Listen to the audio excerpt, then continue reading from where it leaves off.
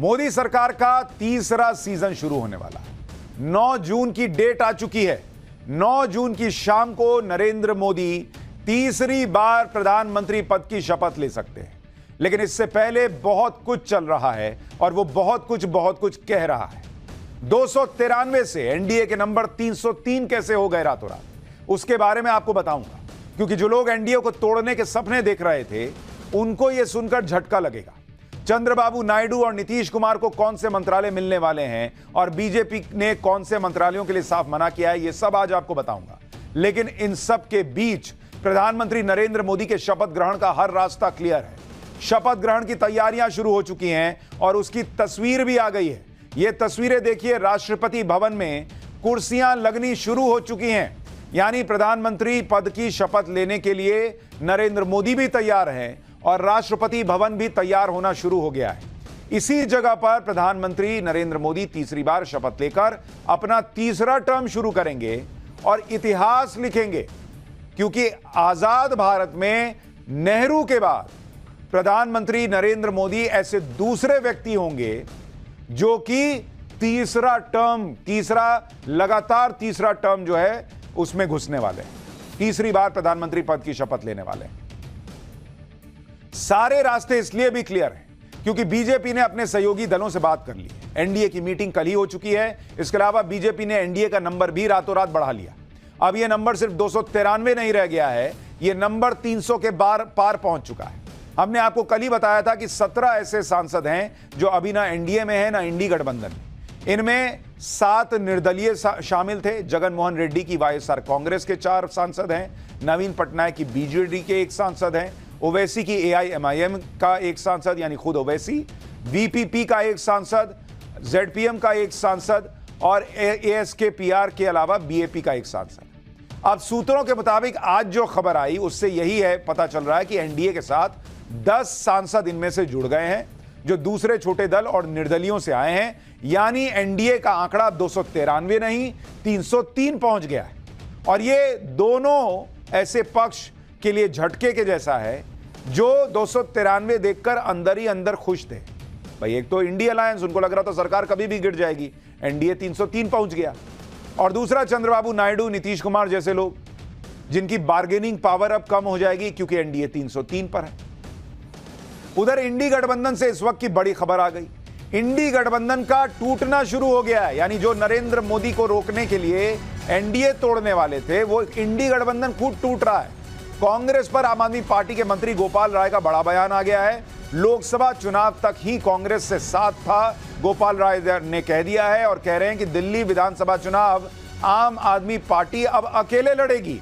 तो पंजाब में तो इनका गठबंधन नहीं ही हुआ, दिल्ली में भी अब दोनों ने टाटा बाय बाय कह दिया है। केजरीवाल जी ने तो पहले ही कहा था कि शादी थोड़ी ना की है। गोपाल राय का बयान सुनिए क्या कह रहे हैं, यानी पहला विकेट इंडी से गिर गया है लग रहा है कि ये अलायंस लोकसभा चुनाव के लिए था। लोकसभा चुनाव हमने ईमानदारी से मिलकर के लड़ा है।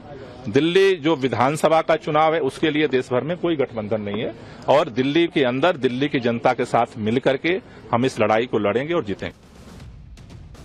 यानी एनडीए क्या टूटता, इंडी टूटना शुरू हो गया है। हालांकि एनडीए एकजुट है। एनडीए के नेता कल ही नरेंद्र मोदी को पूरा सपोर्ट दे चुके हैं और उन्हें अपना नेता मानकर यह मैसेज दे चुके हैं कि वो नरेंद्र मोदी के नेतृत्व में सरकार चलाने के लिए तैयार है। एनडीए के नेताओं ने तो अपना काम कर दिया, उन्होंने पीएम मोदी को वो सपोर्ट दे दिया जो उन्हें इस वक्त चाहिए।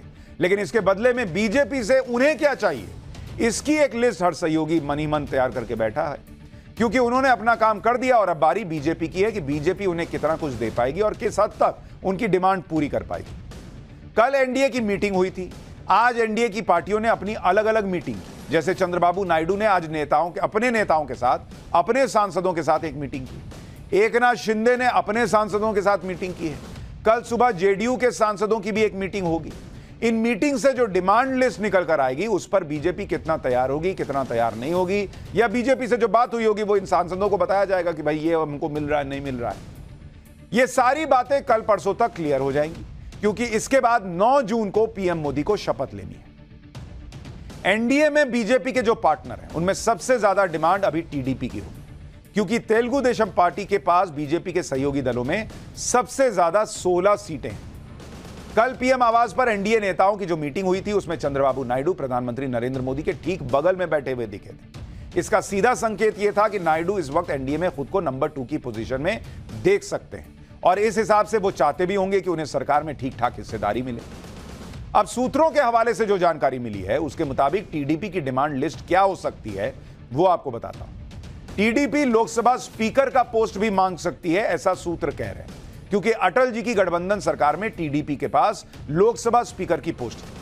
1998 में टीडीपी के जेएमसी बालयोगी लोकसभा के स्पीकर बने थे और वो 2002 तक लोकसभा के स्पीकर थे। लेकिन लोकसभा स्पीकर का पोस्ट बहुत इंपॉर्टेंट होता है और यह अक्सर उसी पार्टी को मिलता है जिसकी सबसे ज्यादा सीटें होती हैं। ऐसे में यह कहना मुश्किल है कि बीजेपी स्पीकर की पोस्ट पर कोई कॉम्प्रोमाइज करेगी या नहीं। सूत्रों के मुताबिक अगर टीडीपी ने ज्यादा जोर दिया तो बीजेपी डिप्टी स्पीकर की पोस्ट टीडीपी को दे सकती है, लेकिन स्पीकर की पोस्ट दे इसकी गुंजाइश कम दिखती है। यानी स्पीकर का पोस्ट टीडीपी को मिलेगा, इस पर बहुत डाउट है। लेकिन इसके अलावा टीडीपी कई मंत्रालय भी चाह रही होगी। सूत्रों के हवाले से जो खबरें छन कर आ रही हैं उसके मुताबिक टीडीपी 3 कैबिनेट और 2 राज्य मंत्री के पद की मांग कर सकती है। ट्रांसपोर्ट, शहरी विकास मंत्रालय जैसे वो मंत्रालय मांग सकती है। इलेक्ट्रॉनिक्स और आईटी मंत्रालय भी टीडीपी मांग कर सकती है। लेकिन टीडीपी को जो मंत्रालय मिल सकते हैं उस पर सूत्र बता रहे हैं कि टीडीपी को हो सकता है नागरिक उड्डयन मंत्रालय मिल जाए या स्टील मंत्रालय उनको ऑफर हो सकता है, क्योंकि टीडीपी के पास नागरिक उड्डयन मंत्रालय पहले भी रह चुका है। इसी तरह से नीतीश कुमार की पार्टी जेडीयू भी अपनी डिमांड लिस्ट बना चुकी होगी या बना रही होगी। नीतीश कुमार के पास 12 सांसद हैं और वो बिहार में बीजेपी के इंपॉर्टेंट सहयोगी। बिहार में नीतीश कुमार के नेतृत्व में एनडीए की सरकार चल रही है। इस लिहाज से नीतीश कुमार बीजेपी के लिए बहुत अहम है, न सिर्फ राज्य में बल्कि केंद्र में भी। अब सूत्रों के मुताबिक जेडीयू कितने और कौन कौन से मंत्रालय मांग सकती है, इस पर क्या जानकारी आ रही है वो बताता हूं। जेडीयू को 1 कैबिनेट और 2 राज्य मंत्री पद चाहिए, ऐसा कहा जा रहा है। इसमें ग्रामीण विकास, रेलवे और कृषि जैसे मंत्रालय मांगे जा सकते हैं। जेडीयू के पास रेल मंत्रालय पहले भी रह चुका है, नीतीश कुमार खुद रेल मंत्री रह चुके हैं। लेकिन सूत्रों के मुताबिक जेडीयू को पंचायती राज और ग्रामीण विकास जैसे मंत्रालय मिल सकते हैं। ये सारी बातें अभी सूत्रों के हवाले से हैं। इसी तरह से एनडीए के दूसरे लोग भी चाह रहे होंगे कि मोदी कैबिनेट में उन्हें भी या उनके लोगों को भी जगह मिले और अहम मंत्रालय मिले। इन पार्टनर्स को भी बीजेपी को कुछ ना कुछ तो देना ही पड़ेगा। इनमें चिराग पासवान की एलजेपी है जिनके 5 सांसद हैं, एकनाथ शिंदे की शिवसेना है जिनके 7 सांसद हैं, जीतन राम मांझी हैं जो अपनी पार्टी के इकलौते सांसद हैं, अनुप्रिया पटेल जो मोदी कैबिनेट में 2 बार से मंत्री हैं, जयंत चौधरी जो चुनाव से ठीक पहले एनडीए में आए, पवन कल्याण जिनकी जनसेना पार्टी आंध्र प्रदेश में गठबंधन में। अब किसको क्या मिलेगा क्या नहीं मिलेगा, कैबिनेट में जगह मिलेगी भी या नहीं मिलेगी, ये अभी कुछ क्लियर नहीं।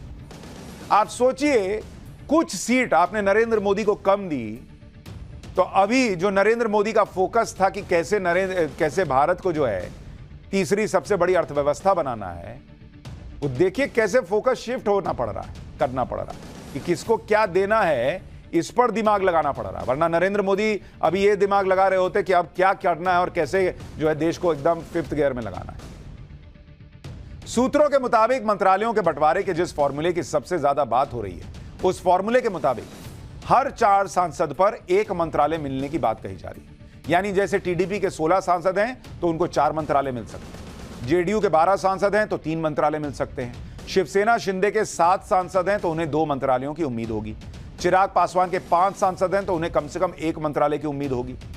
यानी 4 सांसदों पर 1 मंत्रालय मिलने की बातें कही जा रही हैं। हालांकि बीजेपी यह समझती है कि यह गठबंधन की सरकार है और इसलिए थोड़ा बहुत कॉम्प्रोमाइज तो करना होगा। लेकिन बीजेपी के सूत्रों के मुताबिक ऐसा नहीं होगा कि हर डिमांड ही मान ली जाएगी। सूत्रों का कहना है कि बीजेपी गठबंधन के नियमों को और गठबंधन के धर्म के तहत काम करेगी। किसी सहयोगी को अतार्किक और अनावश्यक मांग के आगे बीजेपी नहीं झुकेगी, यह बीजेपी मानकर चल रही है। मंत्रालयों के बंटवारे में सहयोगी दलों का पूरा ध्यान रखा जाएगा। अपने सभी सहयोगियों को बीजेपी साथ लेकर चलेगी। अब सवाल है कि कॉम्प्रोमाइज करना पड़ेगा तो ऐसे कौन से मंत्रालय हैं जिन पर बीजेपी किसी हाल में कॉम्प्रोमाइज नहीं करेगी। सूत्रों का दावा है कि कुछ मंत्रालय ऐसे हैं जो बीजेपी किसी और पार्टी को नहीं देगी और उनमें वो बड़े मंत्रालय शामिल हैं जो कैबिनेट कमेटी ऑन सिक्योरिटी का हिस्सा होते हैं। इनमें कौन कौन से हैं भाई? इसमें एक तो जिस पर बीजेपी कॉम्प्रोमाइज नहीं करेगी जिन मंत्रालयों में, उसमें एक है रक्षा मंत्रालय जो कि अभी राजनाथ सिंह के पास है, वो रक्षा मंत्री। तो इस पर बीजेपी कॉम्प्रोमाइज नहीं करेगी। कहा जा रहा है, सूत्र दावा कर रहे हैं कि रक्षा मंत्री किसी और को नहीं बनाएगी, बीजेपी से ही होगा। इसके अलावा वित्त मंत्रालय, क्योंकि नरेंद्र मोदी का फोकस देश की अर्थव्यवस्था को गति देने पर होता है और वो चाहेंगे कि निर्मला सीतारमण जिस तरह से काम कर रही हैं वो कंटिन्यू करें या कोई बीजेपी का व्यक्ति करे। इसके अलावा गृह मंत्रालय, जो कि अभी अमित शाह के पास है, कहा जा रहा है कि नरेंद्र मोदी सरकार में, नई सरकार में भी गृह मंत्रालय सहयोगियों को मिलने की गुंजाइश कम है। और चौथा मंत्रालय है विदेश। ये 4 ऐसे मंत्रालय हैं जो बीजेपी किसी हाल में कॉम्प्रोमाइज नहीं करेगी, गठबंधन के साथियों को नहीं देगी, ऐसी खबरें आ रही हैं। इसके अलावा ऐसे मंत्रालय जो प्रधानमंत्री नरेंद्र मोदी के विजन से सीधे जुड़े हैं, जिनमें देश के विकास से जुड़े गरीब, किसान और युवा और महिलाओं से जुड़ी नीतियां बनती हैं, माना जा रहा है कि वो भी बीजेपी अपने पास रखना चाहेगी। जैसे इंफ्रास्ट्रक्चर से जुड़े मंत्रालय, युवाओं से जुड़े मंत्रालय, किसानों से जुड़े हुए मंत्रालय, ये सारे मंत्रालय जो है वो बीजेपी चाहेगी कि वो अपने पास रखे, ताकि नरेंद्र मोदी की जो सोच है, जो विजन है, उसे आगे बढ़ा जा सके। और कहीं मान लीजिए आपने सहयोगी को दिया, वो किस गति से काम कर रहा नहीं ना पता। बीजेपी को टूरिज्म, सामाजिक न्याय, MSME, skill development, science technology जैसे मंत्रालय सहयोगियों को देने में कोई दिक्कत शायद ही हो। बीजेपी ने अपने सहयोगियों की डील करने की जिम्मेदारी अपने 2 बड़े और अनुभवी नेताओं को दी है। इनमें एक नाम अमित शाह का बताया जा रहा है, जो अपने सहयोगियों से बात कर रहे हैं और देख रहे हैं कि भाई किसको क्या मिलना है, किसको क्या दिया जा सकता है। और दूसरा नाम राजनाथ सिंह का है, जो बहुत अनुभवी नेता हैं और राजनाथ सिंह को भी जिम्मेदारी दी गई है कि भैया आप देखिए, बात कीजिए किसको क्या देना नहीं देना। आप ये भी देखिए कि एनडीए के सहयोगियों में इस वक्त चंद्रबाबू नायडू और नीतीश कुमार अहम प्लेयर्स हैं। इसमें चंद्रबाबू नायडू तो 4 जून से कई बार ये कह चुके हैं कि वो नरेंद्र मोदी के साथ ही रहने वाले हैं, कोई फ्लिप फ्लॉप नहीं होने वाला है। लेकिन सवाल यह है कि क्या नीतीश कुमार भी ऐसा करने वाले हैं या नहीं करने वाले हैं। हालांकि अभी यह है कि बीजेपी के वरिष्ठ नेताओं से फिर से वो मुलाकात करेंगे। बताया जा रहा है कि नरेंद्र मोदी 9 जून को शपथ लेंगे और तब तक चंद्रबाबू नायडू दिल्ली में ही रहेंगे। चंद्रबाबू नायडू 12 जून को आंध्र प्रदेश के सीएम पद की शपथ लेंगे। चंद्रबाबू नायडू तो बीजेपी के साथ सेट हैं, लेकिन आज जेडीयू ने प्रेशर पॉलिटिक्स शुरू कर दी। जेडीयू ने बिहार के स्पेशल स्टेटस की मांग को दोहरा दिया। साथ ही यह भी कहा गया जेडीयू के नेता केसी त्यागी की तरफ से कि अग्निवीर स्कीम पर सवाल उठाकर उन्होंने कुछ हलचल पैदा कर दी। एक बार सुनिए जेडीयू के नेता केसी त्यागी क्या कह रहे हैं, फिर आपको बताऊंगा कि कैसे जेडीयू को सेट करने के लिए बीजेपी ने नया दांव चल दिया। अग्निवीर योजना को लेकर के मतदाताओं के एक हिस्से में नाराजगी रही है। हमारी पार्टी चाहती है कि विस्तार से उन कमियों खामियों को दूर किया जाए, जिसको लेकर के जनता ने सवाल उठाए। यूनिफॉर्म सिविल कोड पर पार्टी के राष्ट्रीय अध्यक्ष होने के नाते विधि आयोग के अध्यक्ष श्री चौहान को मुख्यमंत्री चिट्ठी लिख चुके हैं। हम इसके विरुद्ध नहीं हैं, लेकिन जितने भी स्टेक होल्डर्स हैं, चाहे मुख्यमंत्री हो, चाहे डिफरेंट पॉलिटिकल पार्टीज हों या डिफरेंट सेक्ट्स हों, उनसे बातचीत करके इसका हल निकाला जाना चाहिए। जेडीयू नेता के इस बयान से पैदा हुई हलचल को कम करने के लिए बीजेपी नेताओं ने नया दांव खेला। बिहार बीजेपी के नेताओं की तरफ से यह कह दिया गया कि अगले साल बिहार में विधानसभा चुनाव नीतीश कुमार के नेतृत्व में ही लड़ा जाएगा। बिहार में नीतीश कुमार ही एनडीए का चेहरा होंगे। एक बार सुनिए बिहार के डिप्टी सीएम विजय सिन्हा और सम्राट चौधरी।